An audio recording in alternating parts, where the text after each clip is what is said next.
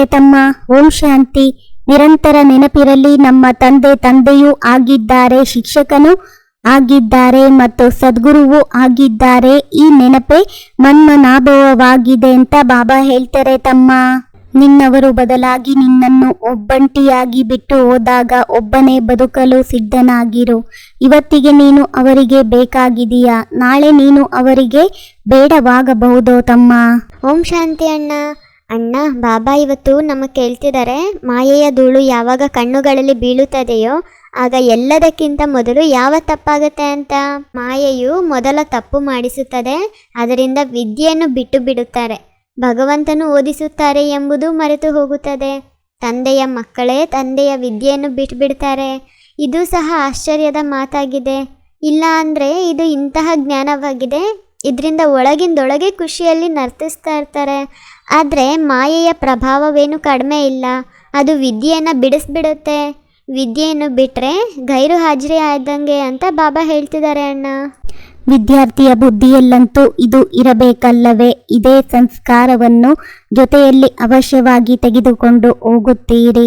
ತಂದೆಗೂ ಗೊತ್ತಿದೆ ಇದು ಹಳೆಯ ಚಿಚಿ ಪ್ರಪಂಚವಾಗಿದೆ. ಇದರಿಂದ ಮಕ್ಕಳನ್ನು ಕರೆದುಕೊಂಡು ಹೋಗಬೇಕು.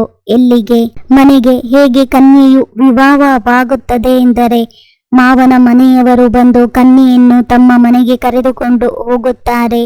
ಈಗ ನೀವಿಲ್ಲಿ ಕುಳಿತಿದ್ದೀರಿ, ತಂದೆಯು ತಿಳಿಸುತ್ತಾರೆ ಮಕ್ಕಳಿಗೆ. ಇದು ಆಂತರ್ಯದಲ್ಲಿ ಬರುತ್ತಿರಬಹುದು. ಇವರು ನಮ್ಮ ತಂದೆ, ಬೇಹದ್ದಿನ ತಂದೆಯೂ ಆಗಿದ್ದಾರೆ. ಶಿಕ್ಷಣವನ್ನು ಕೊಡುತ್ತಾರೆ. ಎಷ್ಟು ಬೇಹದ್ದಿನ ತಂದೆಯೋ ಅಷ್ಟೇ ಬೇಹದ್ದಿನ ಶಿಕ್ಷಣವನ್ನು ಕೊಡುತ್ತಾರೆ. ರಚನೆಯ ಆದಿ ಮಧ್ಯ ಅಂತ್ಯದ ರಹಸ್ಯವೂ ಮಕ್ಕಳ ಬುದ್ಧಿಯಲ್ಲಿದೆ, ತಿಳಿದಿದೆ. ತಂದೆಯು ಈ ಹಳೆಯ ಪ್ರಪಂಚದಿಂದ ನಮ್ಮನ್ನು ಹಿಂತಿರುಗಿ ಕರೆದುಕೊಂಡು ಹೋಗುತ್ತಾರೆ. ಇದನ್ನು ಆಂತರ್ಯದಲ್ಲಿ ನೆನಪು ಮಾಡುವುದು ಸಹ ಮನ್ಮನಾಭವವೇ ಆಗಿದೆ.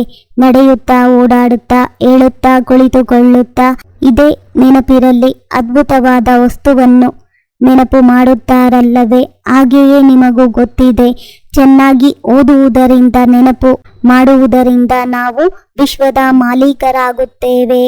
ಅಣ್ಣ, ಮತ್ತೆ ಬಾಬಾ ಹೇಳ್ತಿದ್ದಾರೆ, ಅಂತಿಮದ ರಹಸ್ಯವನ್ನು ಕೊನೆಯಲ್ಲಿ ತಿಳಿಸ್ತೇನೆ. ಆ ಸಮಯದಲ್ಲಿ ಈ ಅಂತ್ಯವು ಬರುತ್ತಿದೆ ಎಂದು ನೀವು ತಿಳಿಯುತ್ತೀರಿ. ಕರ್ಮಾತೀತ ಸ್ಥಿತಿಯನ್ನು ಸಹ ನಂಬರ್ 1 ಆಗಿ ತಲುಪ್ತಾರೆ. ಅದರ ಚಿಹ್ನೆಗಳನ್ನು ನೋಡ್ತೀರಾ. ಹಳೆಯ ಸೃಷ್ಟಿಯ ವಿನಾಶ ಅಂತೂ ಆಗಲೇಬೇಕು. ಇದನ್ನು ಅನೇಕ ಬಾರಿ ನೀವು ನೋಡಿದ್ದೀರಾ ಮತ್ತು ನೋಡ್ತಲೇ ಇರ್ತೀರಾ. ಹೇಗೆ ಕಲ್ಪದ ಹಿಂದೆ ಓದಿದ್ರೋ ಹಾಗೇ ಓದ್ತೀರಾ. ರಾಜ್ಯವನ್ನು ಪಡೆದುಕೊಂಡ್ರಿ, ಮತ್ತೆ ಕಳೆದುಕೊಂಡ್ರಿ, ಈಗ ಪುನಃ ಪಡೆಯುತ್ತಿದ್ದೀರಾ. ತಂದೆಯೂ ಸಹ ಪುನಃ ಓದಿಸ್ತಿದ್ದಾರೆ. ಇದು ಎಷ್ಟು ಸಹಜವಾಗಿದೆ ಅಂತ ಬಾಬಾ ಹೇಳ್ತಿದ್ದಾರೆ. ಮಕ್ಕಳು ಸಹ ತಿಳಿತಾರೆ, ಅಣ್ಣ ನಾವು ಸತ್ಯ ವಿಶ್ವದ ಮಾಲೀಕರಾಗಿದ್ವು. ಈಗ ಮತ್ತೆ ತಂದೆಯು ನಮಗೆ ಇಂತಹ ಜ್ಞಾನವನ್ನು ಕೊಡ್ತಿದ್ದಾರೆ. ಮನಸ್ಸಲ್ಲಿ ಇಂತಿಂತಹ ವಿಚಾರಗಳು ನಡೆಯಬೇಕು ಅಂತ ಬಾಬಾ ಸಲಹೆ ಕೊಡ್ತಿದ್ದಾರೆ. ಶಿವ ತಂದೆಯು ನಮ್ಮ ತಂದೆ ಆಗಿದ್ದಾರೆ, ಶಿಕ್ಷಕನೂ ಆಗಿದ್ದಾರೆ. ಶಿಕ್ಷಕರನ್ನು ಎಂದಾದರೂ ಮರೀತಾರಾ? ಶಿಕ್ಷಕರ ಮೂಲಕ ವಿದ್ಯೆಯನ್ನು ಓದುತ್ತಿರ್ತಾರೆ ಅಂತ ಬಾಬಾ ಹೇಳ್ತಿದ್ದಾರೆ ಅಣ್ಣ. ಹೀಗೆ ಎಲ್ಲವನ್ನು ಸಾಕ್ಷಾತ್ಕಾರ ಮಾಡಿಸುತ್ತಾರೆ. ಆ ಸಮಯದಲ್ಲಿ ಇಷ್ಟು ನೋವಾಗುತ್ತದೆ. ಅನೇಕ ಜನ್ಮಗಳ ಶಿಕ್ಷೆಯೂ ಸಿಗುತ್ತಿದೆ ಎಂಬ ಅನುಭವವಾಗುತ್ತದೆ. ಇದು ಎಲ್ಲ ಜನ್ಮಗಳ ಗೌರವವೂ ಹೋದಂತೆ. ಆದ್ದರಿಂದ ತಂದೆಯು ತಿಳಿಸುತ್ತಾರೆ, ಮಧುರಾತಿ ಮಧುರ ಮಕ್ಕಳೇ, ಬಹಳ ಒಳ್ಳೆಯ ಪುರುಷಾರ್ಥ ಮಾಡಿ 16 ಕಲಾ ಸಂಪೂರ್ಣರಾಗಲು ನೆನಪಿನ ಪರಿಶ್ರಮ ಪಡಬೇಕು, ನೋಡಿಕೊಳ್ಳಬೇಕು. ನಾವು ಯಾರಿಗೂ ದುಃಖ ಕೊಡುವುದಿಲ್ಲ ತಾನೆ. ನಾವು ಸುಖದಾತ ತಂದೆಗೆ ಮಕ್ಕಳಾಗಿದ್ದೇವಲ್ಲವೇ?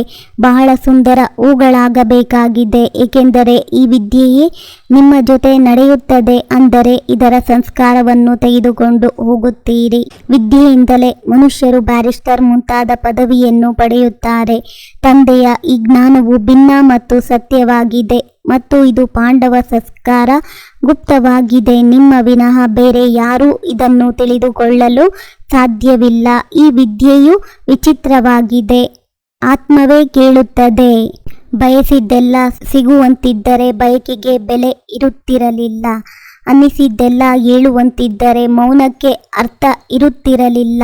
ತಪ್ಪುಗಳೇ ಆಗದಿದ್ದರೆ ಹೊಸ ಪ್ರಯತ್ನ ಪಡುತ್ತಿರಲಿಲ್ಲ. ಕಣ್ಣೀರೇ ಬರದಿದ್ದರೆ ನಗುವಿನ ಆನಂದ ತಿಳಿಯುತ್ತಿರಲಿಲ್ಲ. ಕಷ್ಟಗಳು ಎದುರಾಗದಿದ್ದರೆ ಜೀವನದ ಮೌಲ್ಯ ಗೊತ್ತಾಗುತ್ತಿರಲಿಲ್ಲ. ಅಣ್ಣ, ತಂದೆಯು ತಿಳಿಸ್ತಾರೆ, ಮಧುರಾತಿ ಮಧುರ ಮಕ್ಕಳೇ, ಗುರಿಯು ಬಹಳ ಉನ್ನತವಾಗಿದೆ. ವಿಶ್ವದ ಮಾಲೀಕರಾಗಲು ಅನ್ಯರಾರೂ ಪ್ರಯತ್ನ ಮಾಡಲು ಸಾಧ್ಯ ಇಲ್ಲ. ಯಾರ ಬುದ್ಧಿಯಲ್ಲಿಯೂ ಬರೋದಿಲ್ಲ. ಮಾಯೆ ಪ್ರಭಾವವೇನು ಕಡಿಮೆ ಇಲ್ಲ. ವಿಜ್ಞಾನಿಗಳಿಗೆ ಎಷ್ಟೊಂದು ಬುದ್ಧಿಯೂ ನಡೆಯುತ್ತದೆ. ನಿಮ್ಮದು ಶಾಂತಿಯಾಗಿದೆ. ನಾವು ಮುಕ್ತಿಯನ್ನು ಪಡೆಯಬೇಕಂತ ಎಲ್ಲರೂ ಬಯಸ್ತಾರೆ. ನಿಮ್ಮ ಗುರಿಯು ಜೀವನ್ಮುಕ್ತಿಯದಾಗಿದೆ. ಇದನ್ನು ಸಹ ತಂದೆ ತಿಳಿಸ್ತಾರೆ. ಗುರುಗಳು ಮೊದಲಾದವರು ಯಾರೂ ಇಂತಹ ಜ್ಞಾನವನ್ನು ತಿಳಿಸಲು ಸಾಧ್ಯವಿಲ್ಲ. ನಾವು ಗೃಹಸ್ಥದಲ್ಲಿದ್ದು ಪವಿತ್ರರಾಗಬೇಕು, ರಾಜ್ಯ ಭಾಗ್ಯವನ್ನು ಪಡಿಬೇಕಾಗಿದೆ ಅಂತ ಬಾಬಾ ಹೇಳ್ತಿದ್ದಾರೆ. ಭಕ್ತಿಯಲ್ಲಿ ಸಮಯ ಬಹಳ ವ್ಯರ್ಥವಾಗಿ ಕಳೆದ್ಬಿಟ್ವಿ. ನಾವೆಷ್ಟೊಂದು ತಪ್ಪುಗಳನ್ನು ಮಾಡಿದ್ವಿ. ಈಗ ತಿಳಿತೀವಲ್ವ ಎಲ್ಲವನ್ನ. ತಪ್ಪುಗಳನ್ನು ಮಾಡ್ತಾ ಮಾಡ್ತಾ ಬುದ್ಧಿಹೀನರು, ಸಂಪೂರ್ಣ ಕಲ್ಲು ಬುದ್ಧಿಯವರಾಗ್ಬಿಟ್ವಿ ನಾವು. ನಮ್ಮಲ್ಲಿ ವಿಚಾರ ಬರುತ್ತೆ ಅಲ್ವಾ ಅಣ್ಣ? ಇದಂತೂ ಬಹಳ ಅದ್ಭುತವಾದ ಜ್ಞಾನವಾಗಿದೆ. ಇದರಿಂದ ನಾವು ಹೇಗಿದ್ದವರು ಹೇಗಾಗ್ಬಿಡ್ತೀವಿ ಅಂತ. ಕಲ್ಲು ಬುದ್ಧಿಯವರಿಂದ ಪಾರಸ ಬುದ್ಧಿಯವರಾಗ್ತೀವಿ ಅಲ್ವಾ ಅಣ್ಣ? ಕಲ್ಪ ಕಲ್ಪಾಂತರ ಪ್ರೀತಿಯು ಜೋಡಣೆಯಾಗುತ್ತದೆ. ಬಲೆ ಎಲ್ಲಿಯಾದರೂ ಕುಳಿತಿರಿ, ಬುದ್ಧಿಯಲ್ಲಿ ಕೇವಲ ತಂದೆಯ ನೆನಪಿರಲಿ. ಇವರು ಬೇಅದ್ದಿನ ತಂದೆಯಾಗಿದ್ದಾರೆ. ಇವರಿಗೆ ಯಾರೂ ತಂದೆ ಇಲ್ಲ. ಇವರ ಶಿಕ್ಷಕರು ಇಲ್ಲ. ತಾವೇ ಎಲ್ಲವೂ ಆಗಿದ್ದಾರೆ. ಅವರನ್ನೇ ಎಲ್ಲರೂ ನೆನಪು ಮಾಡುತ್ತಾರೆ. ಸತ್ಯಯುಗದಲ್ಲಂತೂ ಯಾರೂ ನೆನಪು ಮಾಡುವುದಿಲ್ಲ. 21 ಜನ್ಮಗಳಿಗಾಗಿ ದೋಣಿಯು ಪಾರಾಗಿ ಬಿಡುತ್ತದೆ ಎಂದರೆ ನಿಮಗೆ ಎಷ್ಟೊಂದು ಖುಷಿ ಇರಬೇಕು. ಇಡೀ ದಿನ ತಂದೆಯ ಸೇವೆಯನ್ನೇ ಮಾಡೋಣ ಸಾಕು. ಇಂತಹ ತಂದೆಯ ಪರಿಚಯವನ್ನ ಕೊಡೋಣ ಎನಿಸಬೇಕು. ತಂದೆಯಿಂದ ಈ ಆಸ್ತಿಯು ಸಿಗುತ್ತದೆ. ತಂದೆಯು ನಮಗೆ ರಾಜಯೋಗವನ್ನು ಕಲಿಸುತ್ತಾರೆ ಮತ್ತು ಎಲ್ಲರನ್ನೂ ಜೊತೆಯೂ ಕರೆದುಕೊಂಡು ಹೋಗುತ್ತಾರೆ. ಇಡೀ ಚಕ್ರವು ಬುದ್ಧಿಯಲ್ಲಿದೆ. ಇಂತಹ ಚಕ್ರವನ್ನು ಯಾರೂ ಮಾಡಲು ಸಾಧ್ಯವಿಲ್ಲ. ಇದರ ಅರ್ಥವು ಯಾರಿಗೂ ಜೊತೆಯಲ್ಲಿಯೂ ಕರೆದುಕೊಂಡು ಹೋಗುತ್ತಾರೆ. ನೀನು ಯಾವುದೇ ಸೇಡು ತೀರಿಸಿಕೊಳ್ಳುವ ಅವಶ್ಯಕತೆಯೇ ಇಲ್ಲ. ಕೇವಲ ಒಂದು ಹೆಜ್ಜೆ ಹಿಂದಿಟ್ಟು ಕಾದು ನೋಡು. ನಿನ್ನನ್ನು ನೋವಿಂದ ನರಳುವಂತೆ ಮಾಡಿದವರು ಕ್ರಮೇಣ ತಮ್ಮನ್ನೇ ತಾವೇ ನೋವಿನಿಂದ ನರಳಿಸಿಕೊಳ್ಳುತ್ತಾರಂತೆ ತಮ್ಮ. ಅಣ್ಣ, ಬಾಬಾ ಇವತ್ತು ನಮಗೆ ಧಾರಣೆಗಾಗಿ ತಿಳಿಸ್ತಿದ್ದಾರೆ. ನಾವು ಈ ಕಣ್ಗಳಿಂದ ಏನೆಲ್ಲ ನೋಡ್ತೀವೋ ಅದೆಲ್ಲದರಿಂದ ಮಮತ್ವವನ್ನು ಕಳಿಬೇಕು ಅಂತ. ಒಬ್ಬ ತಂದೆನೇ ನೋಡಬೇಕು. ನಮ್ಮ ವೃತ್ತಿನೂ ಶುದ್ಧ ಮಾಡ್ಕೊಳ್ಬೇಕು. ಮತ್ತು ಈ ಚೀಚಿ ಶರೀರದ ಕಡೆ ಸ್ವಲ್ಪನೂ ಗಮನ ಹೋಗಬಾರ್ದು. ತಂದೆಯು ಯಾವ ಭಿನ್ನ ಮತ್ತು ಸತ್ಯ ಜ್ಞಾನವನ್ನು ತಿಳಿಸ್ತಾರೋ ಅದನ್ನು ಬಹಳ ಚೆನ್ನಾಗಿ ಓದಬೇಕು ಮತ್ತು ಓದಿಸ್ಬೇಕು. ವಿದ್ಯಾಭ್ಯಾಸವನ್ನೆಂದೂ ತಪ್ಪಿಸಬಾರದು. ಶಾಂತಿಯ ಶಕ್ತಿಯ ಪ್ರಯೋಗದ ಮೂಲಕ ಕಾರ್ಯದಲ್ಲಿ ಸಹಜ ಸಫಲತೆಯನ್ನು ಪ್ರಾಪ್ತಿ ಮಾಡಿಕೊಳ್ಳುವಂತಹ ಪ್ರಯೋಗಿ ಆತ್ಮಭವ.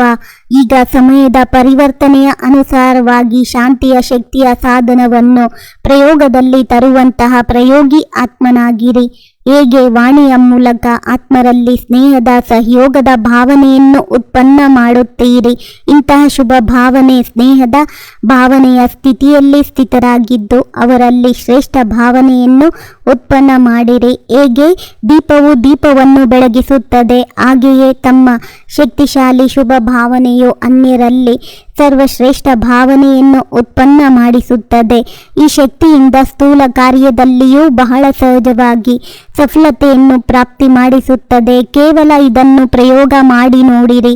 ಸರ್ವರ ಪ್ರಿಯರಾಗಬೇಕೆಂದರೆ ಅರಳಿರುವ ಆತ್ಮಿಕ ಗುಲಾಬಿಯಾಗಿರಿ, ಮುದುಡಿದ ಇರುವ ಗುಲಾಬಿಯಲ್ಲ. ನಾನು ಅಂದ್ಕೊಳ್ತೀನಿ ಈ ಅಣ್ಣ ತಮ್ಮರ ವಾರ್ತಾಲಾಪ ನಿಮ್ಮೆಲ್ಲರಿಗೂ ಇಷ್ಟ ಆಯಿತು ಅಂದರೆ ಲೈಕ್ ಮಾಡಿ, ಶೇರ್ ಮಾಡಿ, ಸಬ್ಸ್ಕ್ರೈಬ್ ಆಗೋದನ್ನು ಖಂಡಿತ ಮರಿಬೇಡಿ. ಓಂ ಶಾಂತಿ.